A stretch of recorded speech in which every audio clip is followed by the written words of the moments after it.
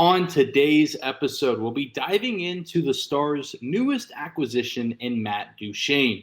We'll talk about what he brings to the team, what Stars fans should be looking forward to when having Matt Duchene as a member of the Dallas Stars, and what we can expect from him in the regular season and beyond. All of this coming up on today's episode of Locked On Stars. Your Locked On Stars, your daily podcast on the Dallas Stars. Part of the Locked On Podcast Network. Your team every day.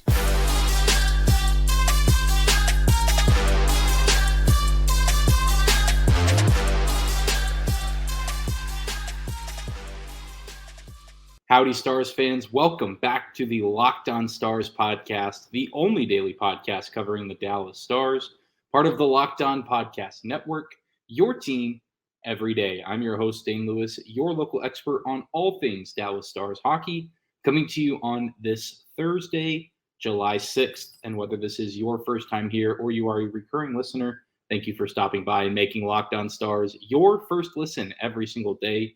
Be sure to subscribe to the show on YouTube. Follow along on your favorite podcasting platform of choice. We are always free and available, no matter where or how you may choose to listen. I wanted to change things up and discuss some of the new Dallas Stars players on the team. I know that we're hopefully still anticipating a few more moves from the team in order to improve the roster, potentially improve the defense. But I think that the Stars have made some moves already that make them a better team than they were at the start of last season. And a huge part of that has to do with one of their newest forwards, Matt Duchene. And I really just want to spend this whole episode taking a deep dive into what Matt Duchene brings to the team. I think he's a great addition to the Stars roster. I'm thrilled at the price and the term on his contract that the Stars got him at. The more and more I think about it, and the more and more I think about the value that he adds as a teammate, I'm just over the moon with this acquisition from Jim Nill and the Stars front office. Ever since Matt Duchene was selected at third overall in 2009, he has been a steady offensive producer, one of the more underrated forwards in the NHL. He finished third in the vote for the 2010 Calder Trophy after a 55-point rookie campaign, and he really hasn't slowed down too much from there.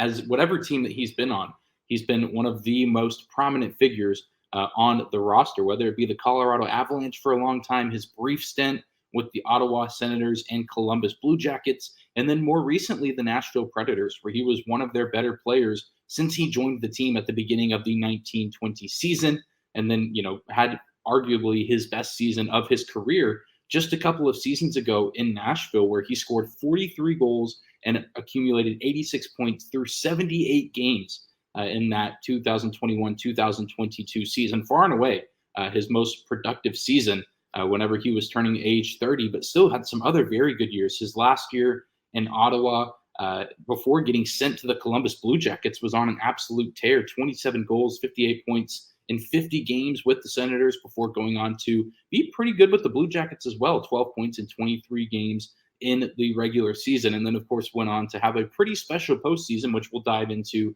a little bit later in the show. But even with the Colorado Avalanche, I know the Stars are very familiar with this. It seems like Duchene has always been a thorn in the Stars' side at times with his stint in Colorado and even his stint in Nashville. It's easy to look at his numbers over his career and be encouraged. And there's also, I think it's reasonable to look at his numbers from his most recent season this past year in 22-23 and be a little bit discouraged. But I do think that you have to take into account that it wasn't necessarily just Matt Duchene who was having some issues. It was really the entire Predators team having just what you could consider a down year. Although his 56 points were second on the team, only behind Roman Josi. And if you take a look at that team, hardly anybody played the full 82-game season. Plenty of guys spent time on injured reserve or just being injured in general. Certainly not the most ideal season for the Nashville Predators, certainly for Matt Duchene, but I think that he made the most of his situation, and that's why he ended up being the second highest scorer on what was one of the more underwhelming offensive teams in the 22-23 National Hockey League season. But really the real beauty of this acquisition is that the Stars picked up a guy who could easily go just about anywhere in the NHL and be a number one center for his respective team, or maybe even a number two center, depending on where he gets sent. maybe a different contender, he's number 2. But if he, stayed in Nashville, it's really no question that he could continue to be the number 1 center. And there's a few other teams that would kill to have a Matt Duchene on their team to be their top option on their top line at the center position. But he doesn't have to be that in Dallas. He's coming into a situation where he'll be playing on likely the second or third line. And I imagine, regardless of, what line you want to qualify that as, he's probably playing with Tyler Seguin, as we discussed on the day that he was acquired.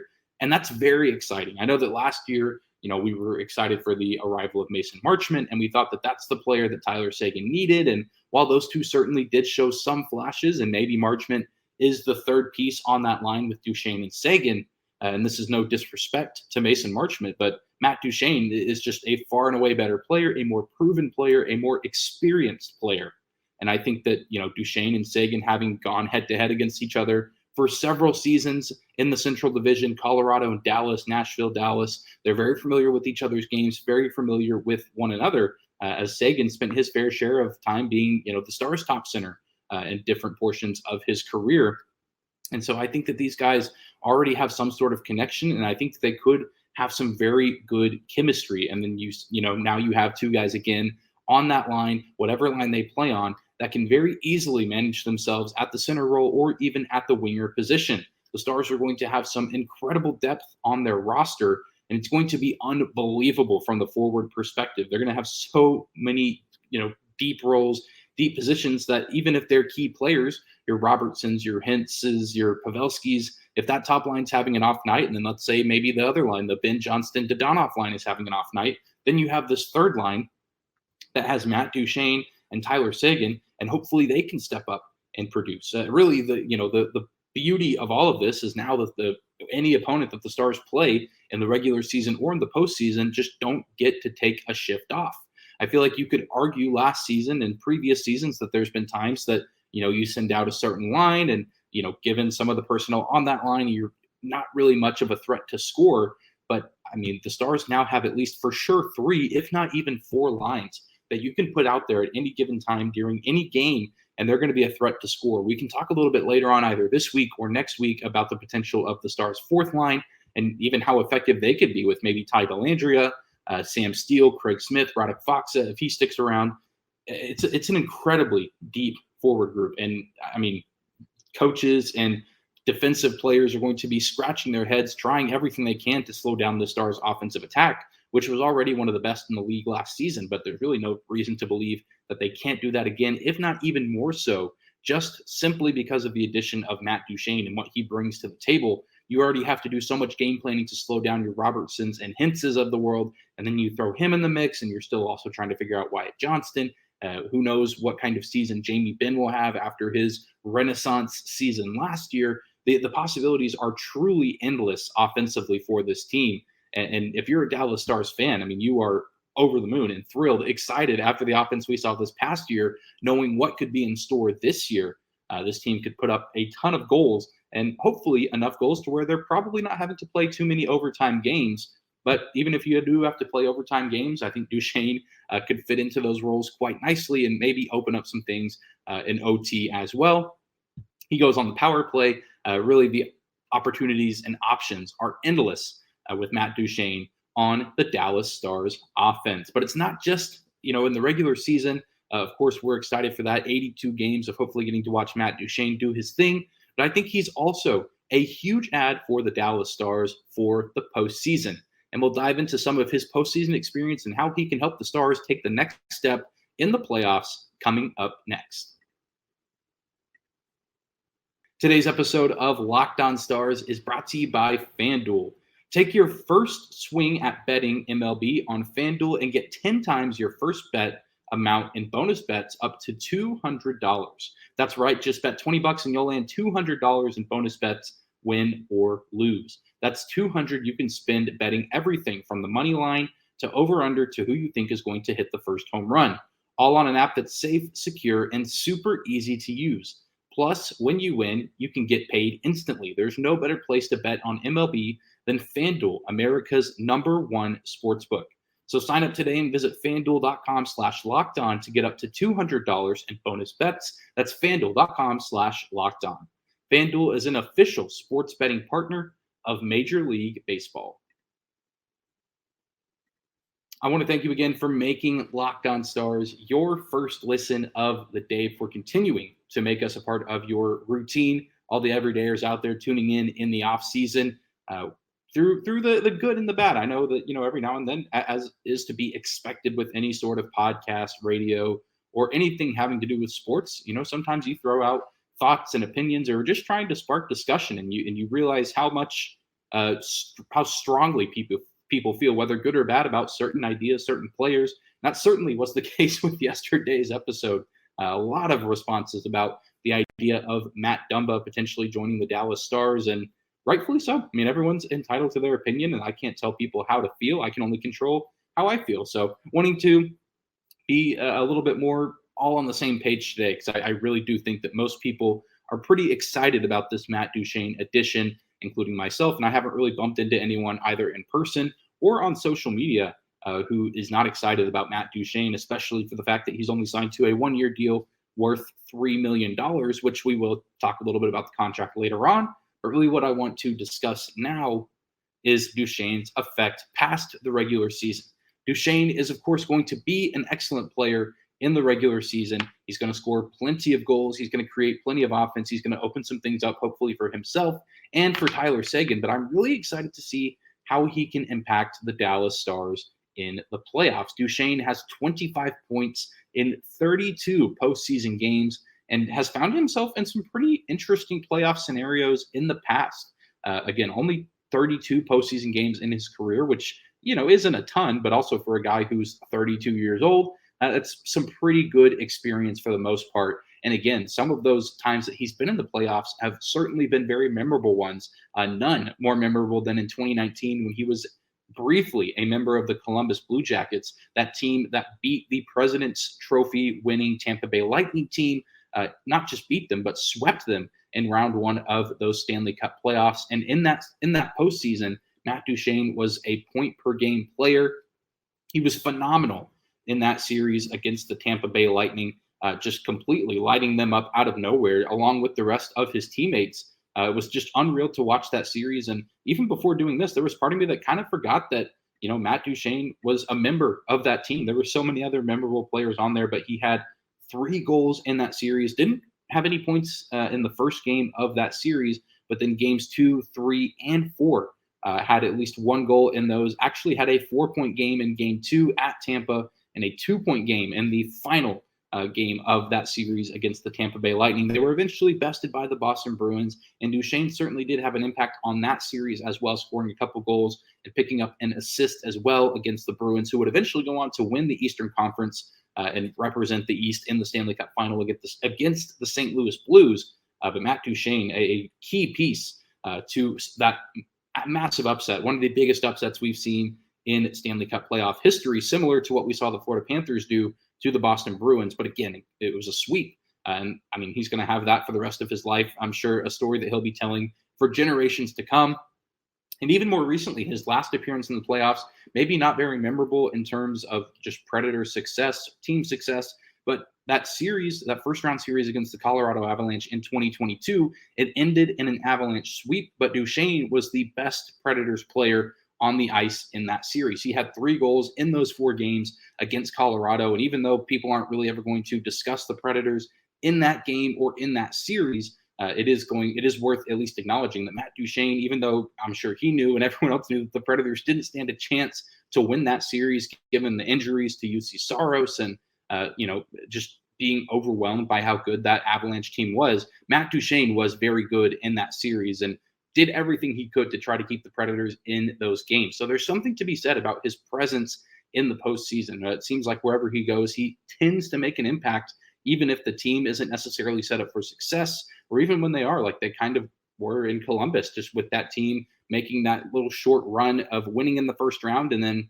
holding their own pretty well against the Bruins, not getting bounced immediately in that series, but, doing everything they could to try and pull off another upset. Duchene just has that kind of impact where he can make a team relevant. He can make sure that they keep fighting regardless of who they're playing, regardless of who they're matched up against, and regardless of if the odds are stacked against them or not. And I think you could argue that if he, now that he's a member of the Stars, he would be joining a team that is, quite frankly, much better than really any other one that he's played on before. There were some good Colorado teams, some good Nashville teams that he was a member of. That Columbus team, of course, was a good one as well. But I mean, it's just not quite the same as what this Dallas Stars team has right now. And just with how deep they are and returning a lot of the talent that made them successful last season, I think Duchene, with his skill and his experience, he helps gives the team a boost and makes them a more formidable opponent in the postseason. He's another guy who can mentor and pass on advice to the younger players on the team, whether it's guys that are on the roster from day one, maybe a Stan Coven or Maverick Bork, or maybe some guys from the AHL who get called up if another player goes down due to injury or something unforeseen like that. You have another sappy veteran on the team who can play a very solid and great game of hockey, but then also hopefully, shed some advice to the younger players and teach them how to be a pro on and off the ice. I don't think it's going to take very long for him to be in the same sentences as Pavelski, Benn, Sagan when you're talking about the veteran presence in the locker room.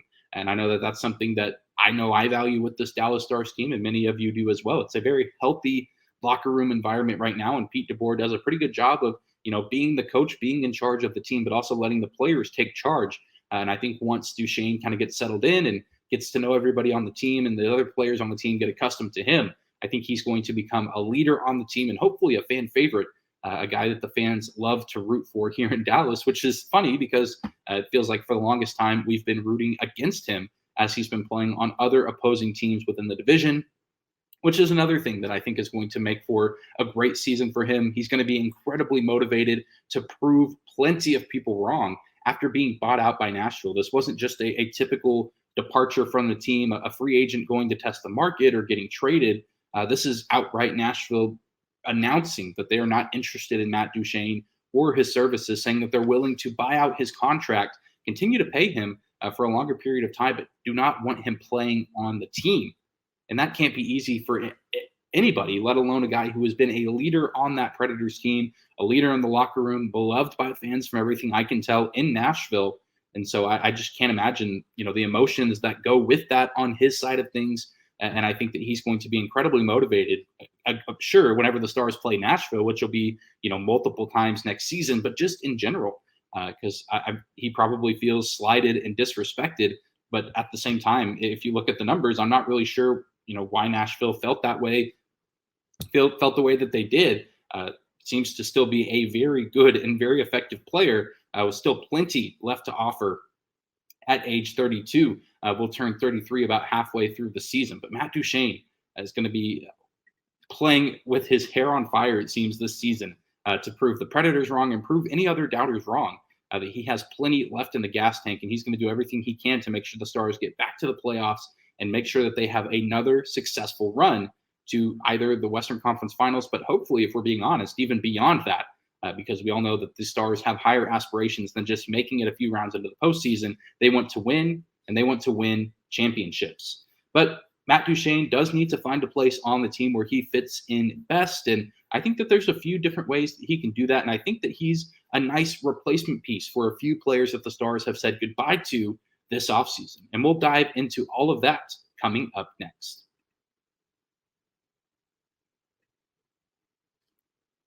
Third and final segment of today's episode of Locked On Stars, talking about the addition of Matt Duchene to the Stars organization. Duchene is a great addition to the roster, not just because you're getting a great player, but I think you're filling a few holes on the roster and in the lineup. The Stars have had to say goodbye to some very good players and some beloved players this offseason, especially guys like Max Domi and Luke Glendening, Yoel Kiviranta also departing from the team. Guys that, in different ways and at different levels provided some pretty good value to the team. But in a lot of ways, Matt Duchene replaces a lot of what these players did very well. And I think you can make the argument for Craig Smith and Sam Steele in that department as well. We'll probably talk about them a little bit later on. But, there's not really much that those players, Domi and Glendening especially, couldn't do that Matt Duchene can't do. Matt Duchene comes in and does a lot of, the same things very well. He wins a good amount of his faceoffs. He's a 53.3 faceoff winner in his career. Luke Glendening a little bit better at 56%, but the number is not too different. and Luke Glendening, I feel like has played more games. I actually don't have that pulled up in front of me. Duchene has played quite a few at 976. Maybe they've both been around for quite some time, but regardless, the number's not too different. Duchene wins over half of his faceoffs, which is very, very good. And I think that's even better than Max Domi's numbers. I think Max Domi was a high 40% faceoff winner in his career. So that's something that the Stars seem to always be very good at. They always have guys that can win faceoffs. And especially last year, they kind of prided themselves on having two guys on each line that could win faceoffs. Pavelski, Hintz on the top line, Johnston and Ben on that line. You had Sagan, and then kind of a revolving door. Sometimes Faksa was on that line. But typically, Tyler Sagan could go in and hold his own on the faceoff dot. Radek Faksa, Luke Glendening could win faceoffs. And so now, you bring in a guy like Matt Duchene who can win faceoffs. And then, you throw him on that line with Tyler Sagan, maybe Mason Marchment, maybe Logan Stankoven. And the options are still pretty endless, and you're not necessarily sacrificing a ton in the faceoff dot, something, again, that the Stars are typically pretty good at, and attribute a lot of their success to how successful they are in their draws. And getting set up in the offensive zone or finding a way to win draws and clear the defensive zone. But also it goes beyond that. I think he's a more effective scorer than really a lot of the players that the Stars have lost. Glendening and Kiviranta especially were not high volume scorers. Domi, I think, could have been had he stayed long term, and he certainly did have some flashes in the regular season and in the playoffs. But I think Duchene could probably be a more consistent and effective scorer than Max Domi was, as good and as valuable as he was to the team. And I think that that's huge. I mean, we talked about it kind of in the first segment, that we're getting so much more depth in the forward position. And he has all these skills and brings so much value to the team, to the locker room. But the sweet spot is, or the sweet part of it, rather, is that he's getting, bringing all this with him without the weight of being the number one guy. This is, the biggest acquisition of the offseason, but this isn't like the Stars have been a bad team or a middling team, kind of, either barely making the playoffs or just kind of gasping for air throughout the season. This is a team that overall over the past 4 or 5 years has been in pretty good shape. You want to take out, the 2020, 2021 season with the realigned divisions. No one was really doing that great that season, but the Stars, especially fresh off their playoff run in the bubble, still nursing plenty of injuries and things of that nature. You eliminate that year, and the Stars have overall been one of the more successful NHL franchises, making it to the Cup final in 2019-20. I know, that doesn't count. It was the bubble. Doesn't matter. There's a Western Conference champion banner hanging in the AAC. It counts. That's a successful season. The year before that, they were in round 2 of the playoffs. And then, they not the best season in 21-22, but they still make it into the postseason. They put up a good fight against Calgary. And then, of course, the following year, they make it to the Western Conference final. This has been one of the most relevant teams in the Western Conference, who doesn't necessarily, need the help of a guy who could be a number one center. But here they are, adding another potential number one center to be their second or third center on the team. The depth is going to be insane, and the team is doing it for a phenomenal price and phenomenal term on the contract. The presence of Duchene, I think, will be a welcomed addition. I don't really see a world where, things just go lopsided and Duchene causes problems in the locker room or isn't good on the ice.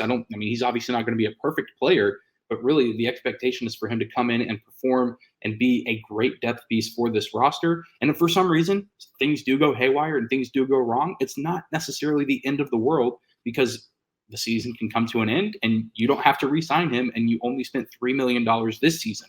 You're not signing a player to a long-term extension worth, $8 million a season and putting yourself at risk. This is a pretty low risk, high reward type situation. And maybe he does play well. Maybe the Stars have another great season. Maybe they win the Stanley Cup, and then you can start the discussion of maybe signing, Duchene to some sort of longer extension. I don't think he deserves a full 8x8, but maybe you talk about a 2 or 3, maybe even a 4-year deal, depending on how he performs and how the team as a whole performs. It really opens some things up for the Stars. But again, if he's not a great addition, if his presence isn't as strong as we think it will be, it's no huge loss, because you're not paying just a boatload of money and you're not paying him for a super long time.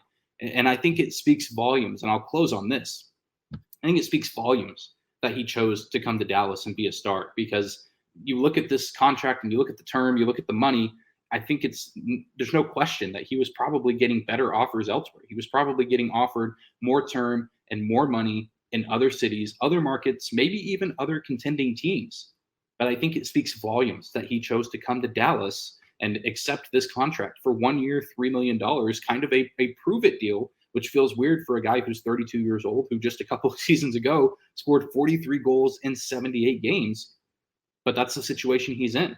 And I think that's a testament to how well set up this Stars team is, how success-driven they are, and how he wants to be a part of this team that is building something special, that is hoping to repeat what they did last year and then take that next step and get to the Stanley Cup final and win the Stanley Cup final. I think that speaks volumes that he wants to be a part of that, and he wants to join this special and talented team of players. And I, for one, am thrilled that he decided to do so, and I cannot wait to see him play with this team starting on opening night and hopefully throughout the entirety of the regular season and the playoffs. But you need to let me know down below. Let me know if you're watching on YouTube in the comment section.